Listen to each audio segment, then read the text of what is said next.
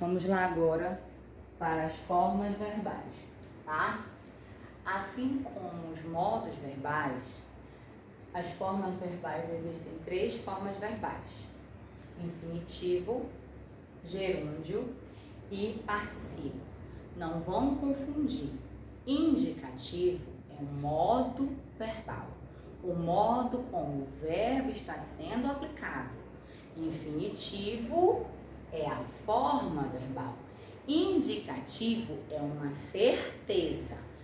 Gosto da explicação anterior. Indicativo é um modo, uma certeza. Infinitivo é a forma verbal, tá bom? Não podem se confundir com isso. Infinitivo, existem 3 tipos de situações que vocês vão encontrar um verbo no infinitivo.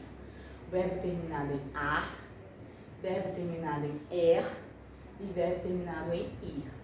O verbo terminado em ar, ele está na primeira conjugação. O verbo terminado em er, ele está na segunda conjugação. E o verbo terminado em ir está na terceira conjugação. Então, vocês vão associar essas terminações como um exemplo que eu estou dando aqui. Amar, se terminou com ar, ele está no infinitivo na primeira conjugação. Comer, se terminou com er, ele está no infinitivo na segunda conjugação. Se ele terminou com ir, ele está no infinitivo na terceira conjugação, tá bom? Então, aqui é a forma verbal infinitivo. Agora, nós temos gerúndio. O gerúndio, sempre o verbo vai estar terminado com ando, endo ou indo, tá bom?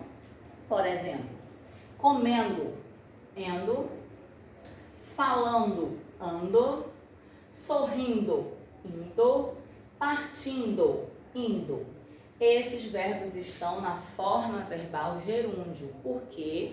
Porque estão terminados com ando, endo ou indo, tá bom? Particípio. Sempre o verbo vai estar terminado com ado ou ido. Isso aqui são as terminações do verbo. O verbo tem que terminar com ar, er, ir, para ser um verbo no infinitivo.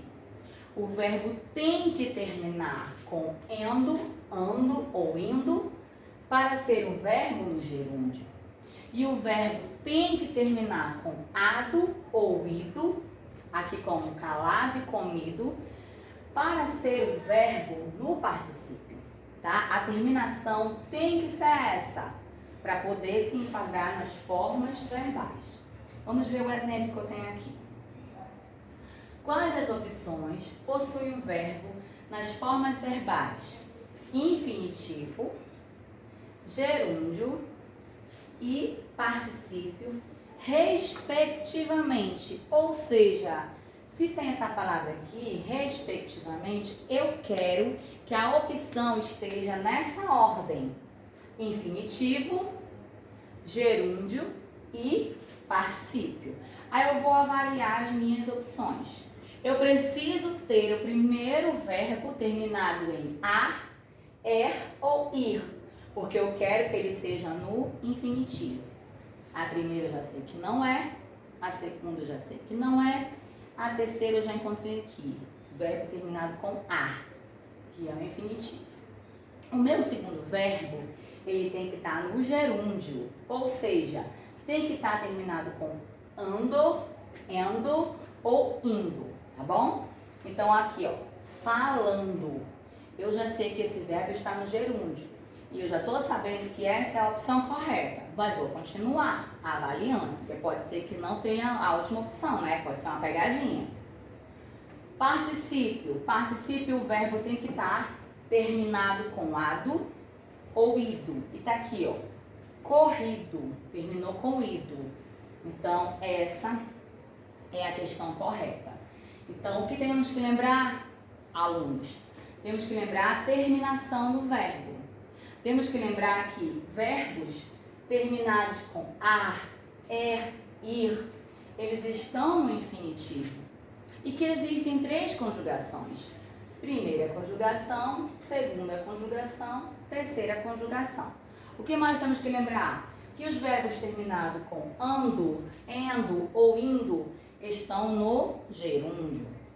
E que os verbos terminados com ado e ido estão no particípio. Tá bom? Vamos para o próximo assunto.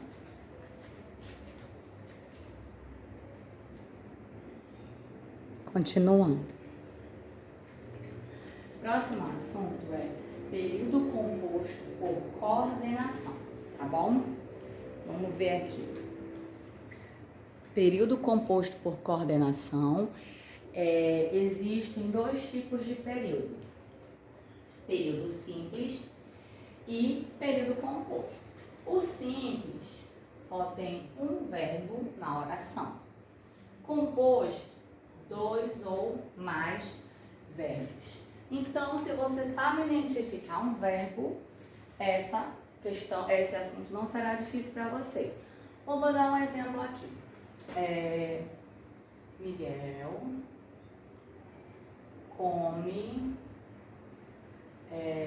a melancia. Tá? Qual é o verbo que nós temos nessa oração? Miguel come a melancia. Qual é a ação do Miguel? A ação do Miguel é comer. Eu não tenho mais nenhum verbo nesta oração. Então, eu só tenho um. Se eu só tenho um verbo, ele é considerado um período simples. Agora, eu vou dar um exemplo aqui de período composto. Miguel come a melancia, toma suco e fala bastante. Bora lá.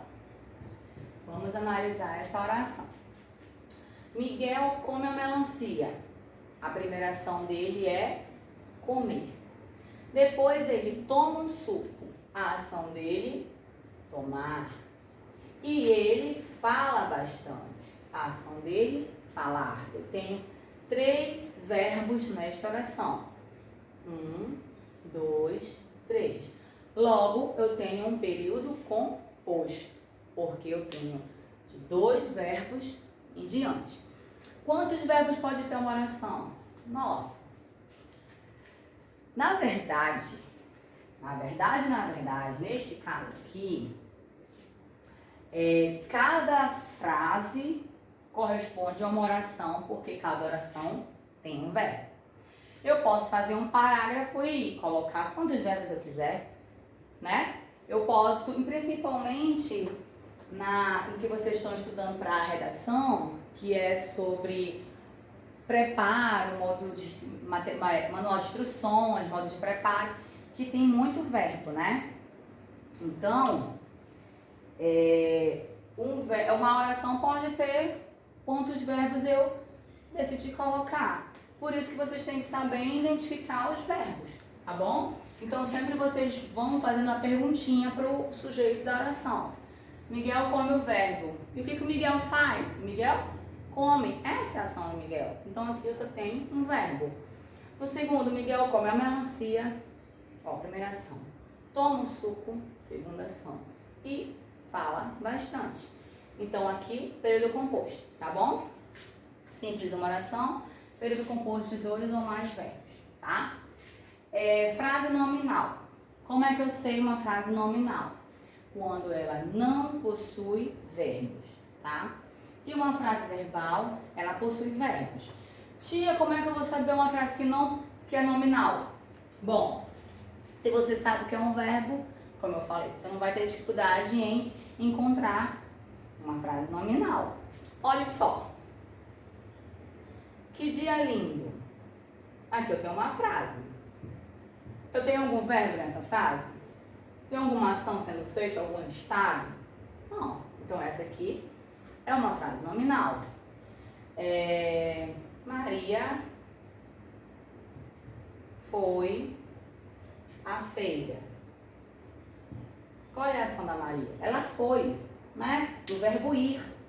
Então aqui eu já sei que é uma frase verbal. Então basicamente esse assunto aqui é para você saber encontrar um verbo em uma oração. Se você sabe o que é um verbo, não vai ser difícil para você fazer essa questão na hora da prova, diferente do modo, diferente das formas verbais que vocês têm que ter na cabecinha, né? Modo, qual é o modo? Modo indicativo, subjuntivo, imperativo. Quais são as formas verbais? Infinitivo, gerúndio, particípio. Isso vocês têm que ter na cabeça de vocês, né? Mas aqui, não. Período simples, um verbo. Eu vou ler uma frase. Se tiver um verbo, é um período simples. Eu vou ver uma frase, uma oração. Se ela tiver dois verbos ou mais, é um período composto. Se a frase é nominal, ela não tem verbo. Então, se eu não localizar um verbo nessa frase, ela é uma frase nominal. Eu localizei um verbo que seja, ela é uma frase verbal, tá bom? Outra coisa, existe um assunto que vocês vão estudar sobre figuras de linguagem, tá bom? Esse é o nosso próximo assunto. A gente não viu esse assunto na revisão, mas a gente pode ver agora, tá bom? Vamos para o próximo assunto.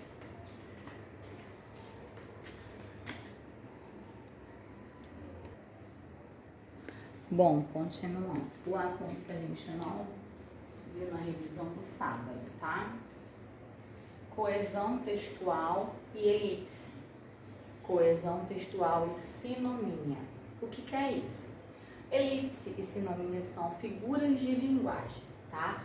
O que são figuras de linguagem? São expressões que nós podemos usar para compor um texto, um poema, uma frase, tá? Isso é conhecida como figuras de linguagem.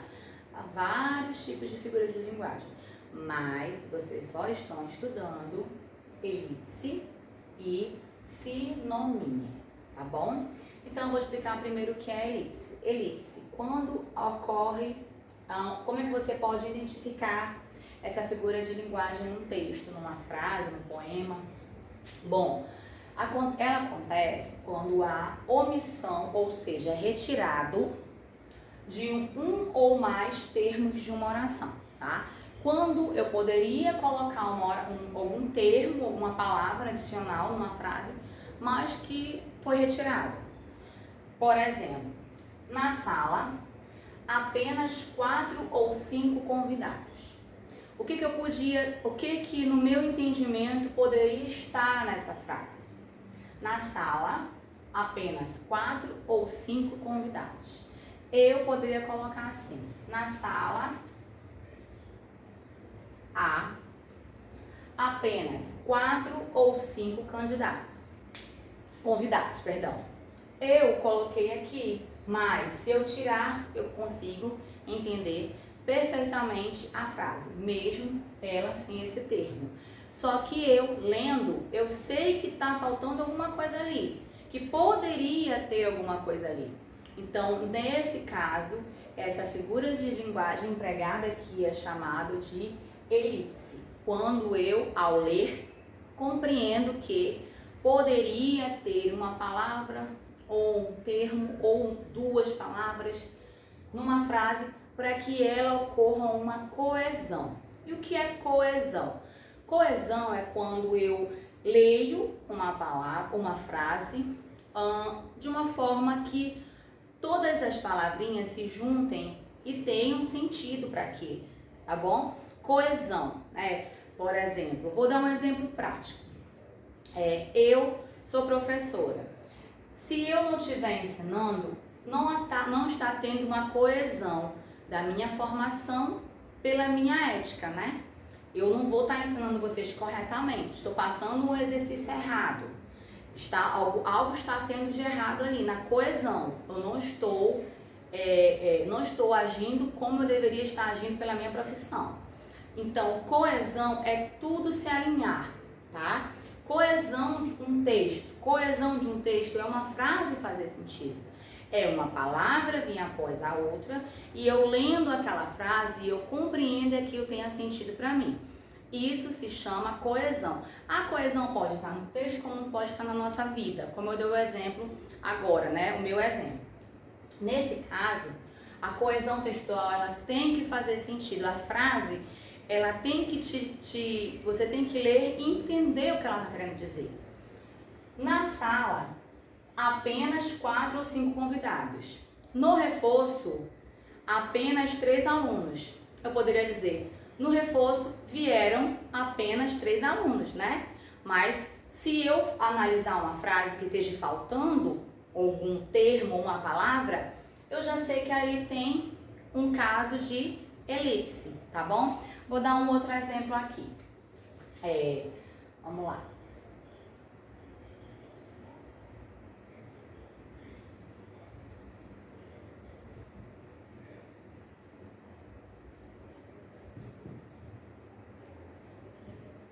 Vamos ver. Na casa da vovó, família reunida. Eu poderia colocar assim, eu lendo, na casa da vovó, família reunida. Eu entendi a mensagem, né? Mas eu poderia colocar assim, na casa da vovó, toda a família reunida, né?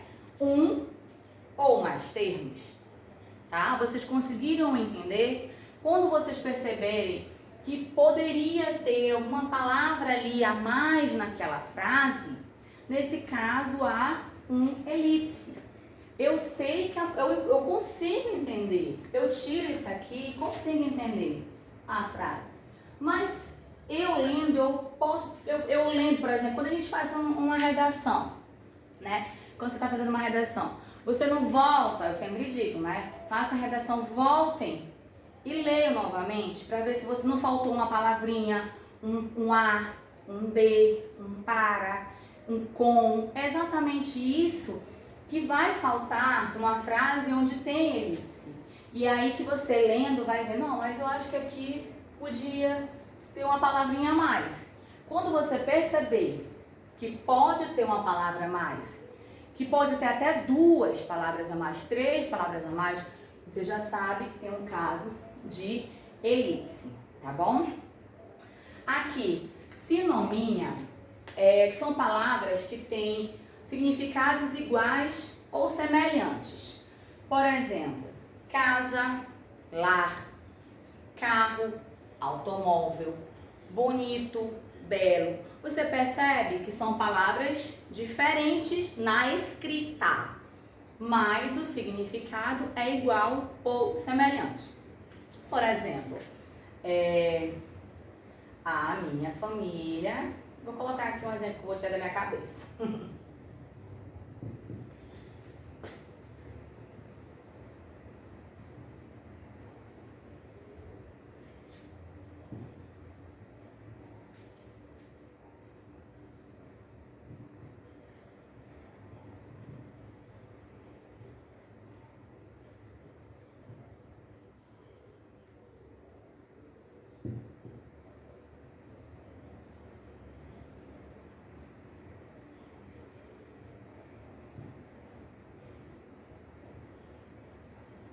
Ó, acabei de fazer esse exemplo. A minha família é feliz. Na minha casa, todos vivem em harmonia. É um lar que vive em paz. Você percebe que eu poderia dizer aqui, é uma casa que vive em paz? Né? Já que eu estou dizendo aqui em casa, mas aqui eu apliquei a figura de linguagem chamada sinominha, que diz o quê? Que num texto, que numa frase, que num parágrafo, eu posso ter 2 palavras que, escritas diferentes, tenham o mesmo significado, tá bom? Na minha família, a minha família é feliz. Na minha casa, todos vivem em harmonia. É um lar que vive em paz. Casa e lar têm o mesmo significado. A gente pensa em lar, o quê? Uma casa cheia de família, né? Uma casa com a família reunida. Então, sempre a sinominha, ela vai ter 2 palavras que escritas separadas com o mesmo significado, tá? Deixa eu colocar para cá para eu poder escrever mais uns exemplos, porque eu não quero que fique dúvidas. Vamos lá. Elipse. Sempre vai faltar uma palavrinha ou outra. Vamos colocar assim. Deixa eu pensar.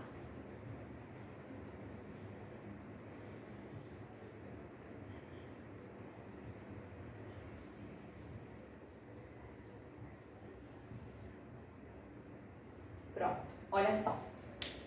Mamãe é legal, nos leva ao parque. Você percebe que sempre assim vai ter essa vírgulazinha, né? Vocês estão vendo que a vírgulazinha está se repetindo em todas as situações de elipse? Por quê? Porque não tem como a gente fazer uma frase que tem essa figura de linguagem elipse e que não tem essa vírgula, porque ela vai ficar sem sentido a frase, tá bom? Então, olha só. Mamãe é legal. Ela nos leva ao parque. Eu poderia colocar o que aqui nessa frase? Mamãe é legal porque nos leva ao parque. Mamãe é legal, sempre nos leva ao parque. Eu podia colocar, né, qualquer uma dessas frases. Então eu tô lendo, eu tô entendendo a mensagem. Mas eu sei que eu poderia acrescentar mais alguma coisa. Nesse sentido, é uma figura de linguagem elipse, tá bom?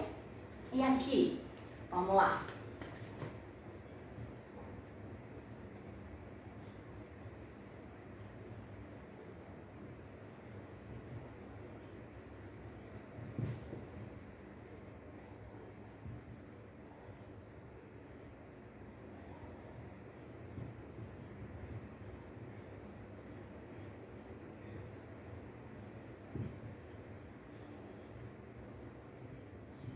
Pronto. Nas ruas há muitos carros. Os automóveis poluem o meio ambiente. Eu poderia novamente repetir os carros, mas eu não. Eu coloquei uma outra palavra. Os automóveis poluem o ambiente. Então, eu tenho um caso aqui, sinonímia. Por quê? Porque eu tenho duas palavras que escritas duas palavras que escritas diferentes vão ter o mesmo significado, tá vendo? Então aqui é uma questão de leitura e análise do contexto. Se eu ver que está faltando algum termo que eu poderia acrescentar, aqui há um caso de elipse. Se eu ver que num parágrafo, num texto, num poema, há palavras que têm o mesmo significado e escritas diferentes, eu tenho o caso de sinonímia, tá bom? Então, esses vão ser os assuntos para a prova de português. Eu peço que vocês assistam realmente o vídeo, porque eu acredito que vai ajudar muito vocês essa semana de revisão, a próxima semana de prova. Assistam à noite, assistam antes da prova, num dia antes da prova, porque eu acredito que eu estou fazendo com todo o amor e carinho, né? Eu quero realmente que vocês tenham um bom desempenho, então para isso eu preciso que vocês tirem o tempinho de vocês, assistam esse vídeo com atenção e possam entender essa matéria, tá bom?